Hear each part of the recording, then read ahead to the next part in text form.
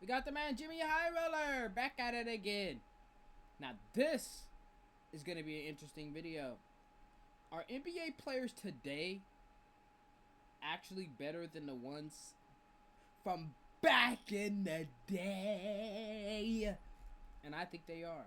With the NBA season a third of the way through, we can now start to get a good framework of how this season is playing out. And if what we've seen so far is any indication of what's to come, we are in the midst of the biggest talent boom in NBA history. From top to bottom, the league is flooded with players who can go and get 30, 40 any given night. Rotational guys dropping triple doubles, and the superstars of the league all simultaneously shattering records. Take a look at the current MVP race, and it resembles something closer to an all-time ranking than an MVP leaderboard. 29, 12, and 11, 33, 5, and 6, 35, 8, and 8, 29, 6, and 10, 31, 4, and 7, 28, 9, and 6. Not only are all of these guys having MVP caliber seasons, they're all having historically great seasons. Yep. In fact, their numbers are so good, it has led some fans to question the very validity of stats in the NBA today. That these numbers aren't a direct result of how good these players are, but a result of stat inflation,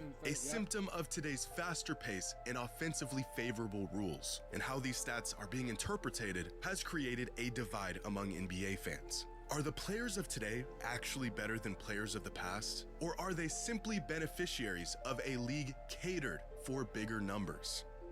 Oh, it's for sure catered to bigger numbers. For sure. Today's video is sponsored by DraftKings. But I genuinely think that the dudes like Peyton Pritchard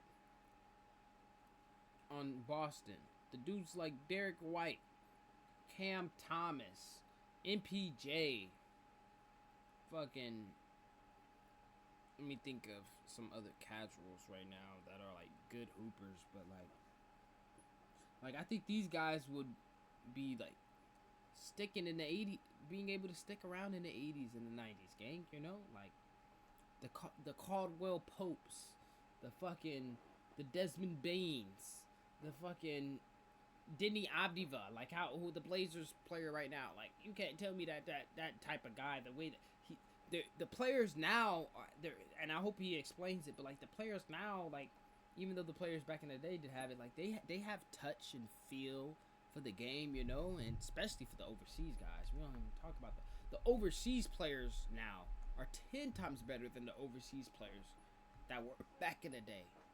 10 times better. Jokic? Nigga, what? There ain't no... I mean, Hakeem the Dream is the shit. Hakeem the Dream is that guy. But besides Hakeem, man, there ain't that many foreign dogs like that. 100 points. This used to mean something.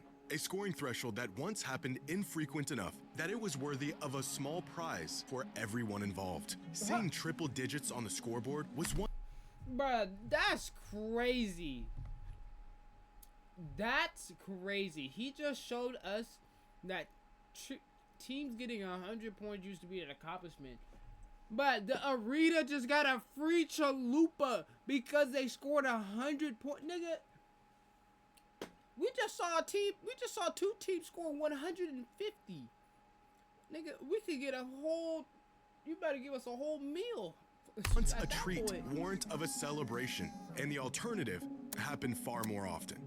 But today, this is not the case. 100 points is a drop in the bucket. Teams are hitting triple digits in the third quarter. Games ending with scores in the 130s, 140s more often than under 100. And as these point totals have ballooned at an unprecedented rate, so has everything else. 30 points is the new 20 points. Tune in on any given night, and there's a great chance you'll see someone drop 40. And it's not just scoring. The entire box score has inflated to levels we've never seen. From points to rebounds and assists, even efficiency. Shai Gilgeous-Alexander is putting up prime Jordan numbers. Giannis is putting up prime Shaq numbers. Luka Doncic, well, no one's ever done what Luka's doing. There's a man averaging a 30-point triple-double right now, and it's starting to feel very normal.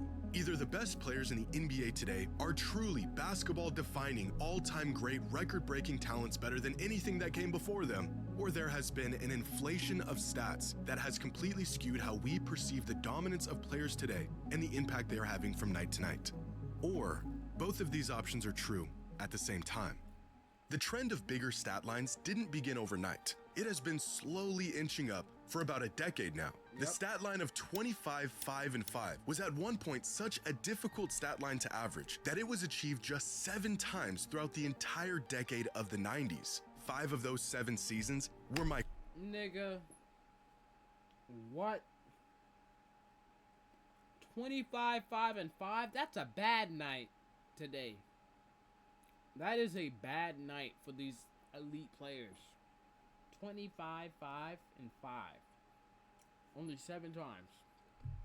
Watch when he gets into 2000s, nigga. Michael Jordan. Throughout the 2000s, the pool of players to hit this threshold jumped to 18. By the mid-2010s, pace began to increase around the league. Heliocentric offenses began to take over, and the 25, 5, and 5 stat line was no longer a rarity, as 30 individual seasons met this threshold. And then the 2020s began, where 25, 5, and 5 has become an afterthought. Not even noteworthy. We are in the 7th season of the decade, and there have already been 50 individual seasons where players have averaged the once extremely rare stat line. As many 25, 5, and 5 seasons in the last 3 years alone as there were in the entire 90s and 2000s combined. And you really don't have to go back very far to see this inflation play out. Back in 2011, Kevin Durant won his 2nd straight scoring title, averaging a league-leading 27.7 points per game. One of just 7 players to average.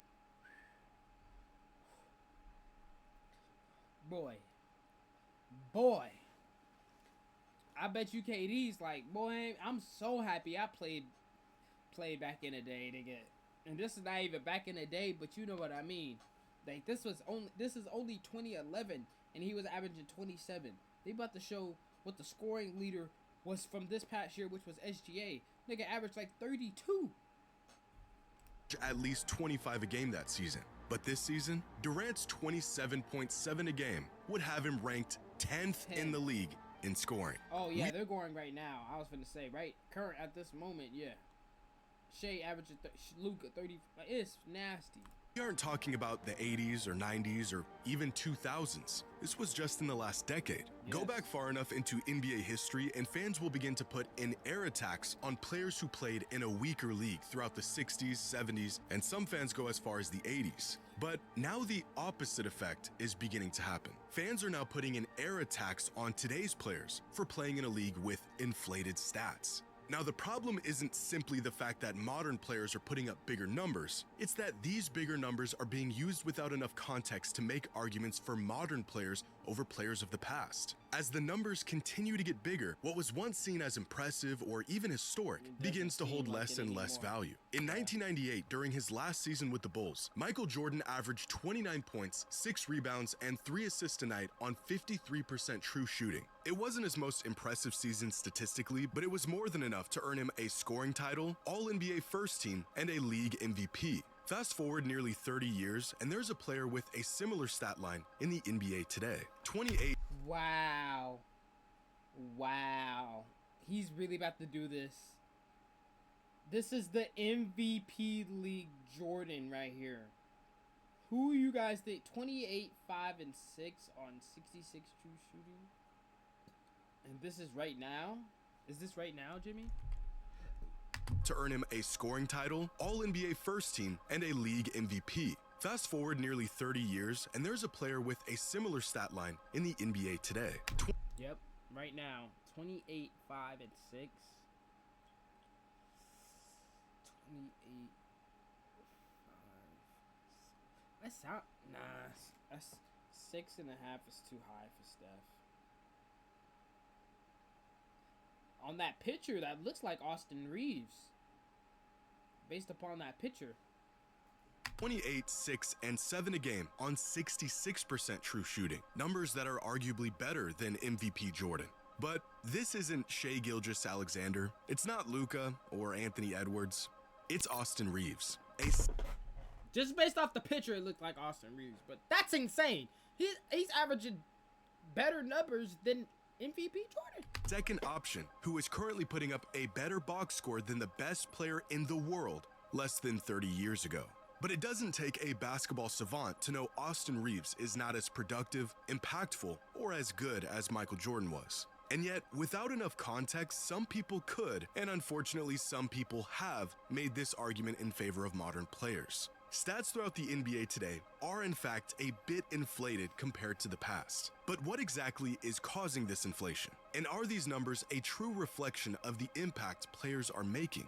The game today is undoubtedly faster than it was in the past, specifically 15, 20 years ago. If we look at the average number of possessions per game over the last 3 decades, the pace of games around the league has increased drastically over the last 20 years, from just 90 possessions a game in 2006 to 100 possessions today. This valley right here, known as the dead ball era, where games would regularly end with teams scoring under 90 points. If we want to talk about taxing an era, it's these players here who really got the short end of the stick when it comes to the box score. They essentially played less basketball than any other era in NBA history. But faster pace doesn't exactly explain the increase in output that we're seeing around the league today. If we level out the pace and look at how many points teams are generating per 100 possessions, then scoring today is still way up from where it was in the past. From 1997 clear up until about 2016, teams around the league scored about 105 points per 100 possessions. Today, that number is up 10% to 116 points per 100 possessions. So even considering the pace of play, teams today are scoring the ball and generating more offense than they ever have. If we look at some of the absurd numbers from top players around the league this season and adjust their numbers to a more modest pace like what we used to see in the 2000s and early 2010s, well, then their numbers come down a bit, but they're still absurd. Shea and Maxey are still averaging 30, Luka is still averaging 32, 8, and 8, and Jokic still has a 30-point triple-double. As nice as it would be to just explain all of this away with pace, the speed at which games are played today is not as big of a factor as it is said to be. So what exactly are the other factors? The league has very slowly, very deliberately nudged teams and players in the direction of more offense for the past few decades. Look back through the history of rule changes, and there's a very clear pattern. In the 80s, the NBA added the three-point line. Throughout the 90s, they cracked. NBA adopts three-point line, zone defense is clarified, new rules for illegal defense. In 94, the 24-second shot clock is reset only when the basketball hits the rim. 95, three-point line is shortened. 95, hand checking is eliminated. In line in the backcourt to opposite. 95, clear path rule change to include contact in the backcourt. 95, formally agrees the gather/Euro step. Look at that. Since 95, they've been allowing niggas to travel. That's that rule right there, chat. When you guys say like, that's a travel. The gather/Euro step. When a player picks up the ball, they allow a player to take 1 step, 2 step, and then that third step is counted as a second step. So the first one is counted as a gather/0 step, and then you are allowed to have 2 more. No other level of basketball has that in their rule book. Down on hand checking and implemented new rules to attempt to speed up the game. In the early 2000s, they added defensive 3 seconds, cut the time to cross half court, got rid of hand checking virtually altogether, and implemented freedom of movement rules that essentially outlawed all the bumping and rerouting that used to happen on every possession. At the same time, the league's interpretation of dribbling rules was heavily loosened. Players could now get away with a lot more with the ball in their hands, and the creativity and depth of skill set began to explode. The NBA has always been a fast-paced run-and-gun league, and anytime it began to slow down, the league manufactured ways to speed it back up, even going as far as changing the very landscape of the court to incentivize players to shoot shots they typically wouldn't. Or in cases that we see today, allowing players to get away with movements and exploits that are very explicitly prohibited. Or at least they're supposed to be. In reality, the NBA has always wanted more offense, and so it should be no surprise that players are producing more offense. Another often cited reason for the explosion of production in the NBA today is the prevalence of heliocentric basketball, the concept of an offensive system built around one player. In the NBA today, superstars around the league get more touches than ever. They get to make more decisions than ever, and as a result, their numbers get an inherent boost due to their highly ball-dominant style of play. Put the ball in the hands of your best player, regardless of circumstance or situation. And although this play style is slowly dying out with teams like the Thunder, Celtics, and Spurs bringing back team-oriented ball, the stars of the league are still perceived as beneficiaries of this philosophy. Giannis Antetokounmpo is the definition of a power forward, and yet he regularly brings the ball up the court. He's averaging 6 assists a night, assist numbers that were almost unheard of from a rim-running big man in past eras, and a testament to his elite playmaking ability. But these assists aren't coming off of in-and-out reads or remarkable passing. They are coming directly from him diving downhill, collapsing defenses, and kicking out to open shooters. Compared to players of a similar skill set in the past, Giannis has the benefit of simply having the ball more and having the opportunity to initiate the offense. Nikola Jokic is a center, and yet he has the green light to be the Nuggets' point guard whenever he sees fit. Luka Doncic has so much freedom on offense, the league doesn't even know what position he plays. On any given possession, the play may very well begin and end with him. Ultimately, he gets to decide how and where he's utilized whenever he's on the court. Players today simply have more freedom to indulge in their abilities and capitalize on their skill sets, and this extra freedom has created better opportunities for these stars on offense. If we look at the usage of the top 20 players in the league season by season over the last 30 years, the growth of offensive burden for these stars lines up with the growth in their box score. Usage crept up from the 90s to the 2000s as MJ's departure from the league brought on a new era of hero ball. Usage then plateaued for a bit with the introduction of the super team era, and then immediately jumped again as heliocentric offenses became a common strategy around the league, and it continues to climb to this day. More touches, more shots, more opportunities, bigger numbers. And although this may explain the increase in numbers for the stars, even the players who aren't benefiting from this style of offense, bench guys, role players, their numbers have also climbed to unprecedented levels, which means there's still one factor unaccounted for. And it is the one variable that sets today's players apart from any other era in NBA history: efficiency.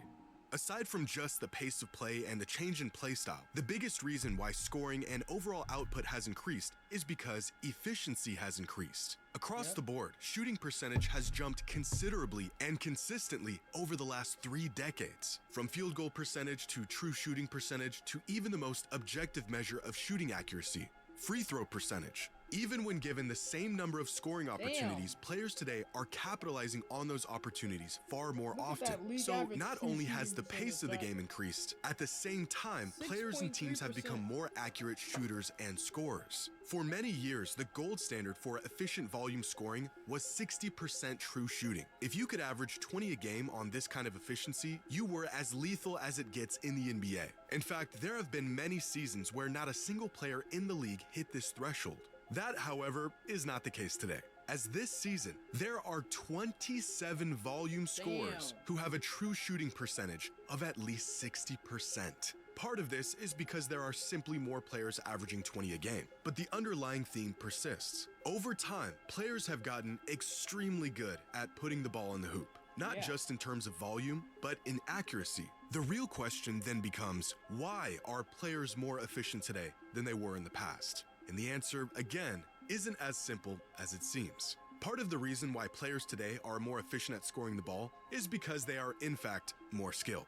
Players and teams around the league have taken what works from those that came before them, tweaked the formula, and improved on their methods. As outside shooting has become a larger part of emphasis in the NBA today, modern players have spent more time and effort getting good at that part of the game. Teams also understand and exploit certain advantages more now than they have before. One simple but revolutionary shift teams made was their emphasis on three-pointers. Get good enough at them and you can score more points faster than before with greater efficiency by leveraging the statistical advantage of the three-pointer. This shift didn't just change the points on the board, it changed the very geometry of the game and what skill sets are valuable. Not only are players better at shooting the ball now, but smarter, more complex offenses now set players up for better, more open looks. Thanks to tracking data and advanced metrics, organizations around the league can now pinpoint exactly where the best shots are and how to get those shots more often. If someone had convinced KG to just take one step back on all of his long twos, his numbers would probably have looked a lot better, and his efficiency would have naturally increased. As teams got smarter, shot selection got better. Threes and layups have taken over the shot diet of players around the league, and scoring numbers not only went up, but they got significantly more efficient. Pair this better understanding of where the advantages lie with about 10 extra possessions a game, and you've got a recipe for larger scoring numbers both for teams and individual players. As Bill Simmons once said, the math of the game changed to favor the box score. Some would call this evolution. Others may call it optimization. Take what works, double down on it, get rid of what doesn't work. 20 years ago, the Phoenix Suns were reinventing offense under Mike D'Antoni and breaking records with their volume and pace. First in the league in points per game, three-point attempt rate, three-point percentage, true shooting percentage, and just about every other offensive metric. They were far and away the best offensive team in the league. And yet, compared to today's standards, the 06 Phoenix Suns were sluggish. Inefficient. Look at a shot map from that 06 Suns team, and you can see exactly how teams approached offense in an era that featured the lowest point totals in NBA history. Despite their best spots on the court being near the rim and from beyond three, the Suns attempted the majority of their shots in here, somewhere in between. From beyond the three-point line, they scored 1.2 points per shot, the best three-point shooting team in the NBA. From within 6 feet, they scored 1.25 points per shot, and everywhere else, they scored just 0.85 points per shot. Now, why did the Suns shoot so many shots from areas on the court where they were least efficient? Well, at the time, they weren't. That season, the Phoenix Suns shot more threes than any team in NBA history. They thought they were shooting a lot of high percentage shots. Fast forward 20 years, and we now know you can take this concept a whole lot further. Compare the 06 Suns to the best offense in the league today, the Denver Nuggets, and you'll see not just how the game has changed, but the effects of those changes. In 2006, the Suns scored 106.4 points per game. This season, the Nuggets score 125 points per game. But I want you to take notice of a few different metrics here, like pace. The Suns had a pace of 95.8 possessions per game, which isn't too far off from this year's Nuggets with 98.9 possessions per game. Even when you adjust these teams to the same exact pace, the Nuggets are scoring 125.9 points per 100 possessions to the Suns' 111.5, despite having the same exact efficiency, both near the rim and from outside. So where are all of these extra points coming from?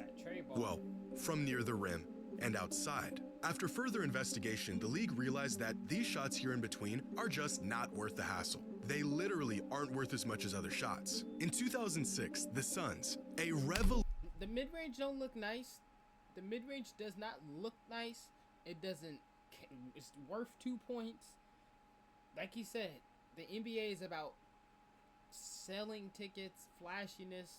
Shoot the three, make the three, which is worth the most amount of points and looks better. It's a further distance shot, or dunk on a nigga.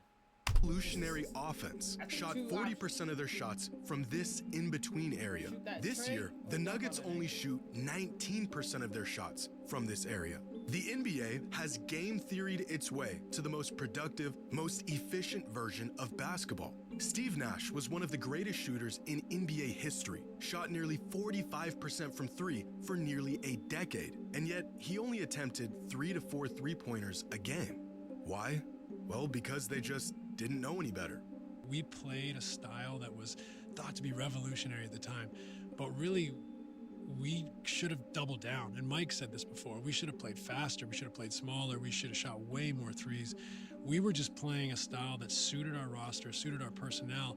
It was foreshadowing for the future. I think I was too conservative shooting the ball. Like, I should have walked into way more threes. I should have looked for more threes, but I didn't come out like guns blazing, try to, get 20 in the first half, because I didn't think that would do my team any favors. Now we know numerically it just makes way too much sense and not enough sense. And the game wasn't ready for that yet. Right. We didn't value the analytics. We probably weren't even, analyzing things to the extent we are now, or even, 2 or 3 years after 2007.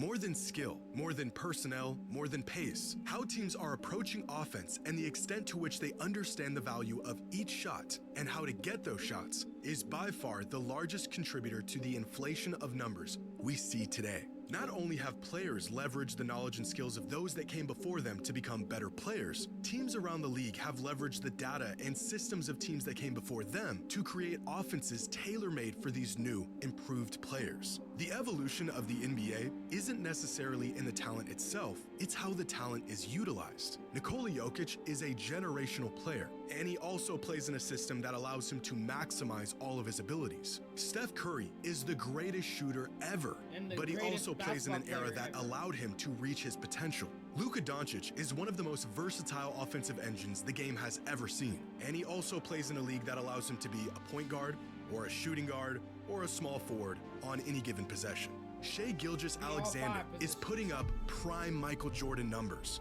He really is that good. But he also plays in the smartest, most efficient, cerebral era in the NBA's history, primed for the next Michael Jordan. Are the numbers we see in the NBA today a symptom of stat inflation, or have the players simply gotten better? Well, it's both. The math has changed the game, but the players have changed too. And I think they're like that.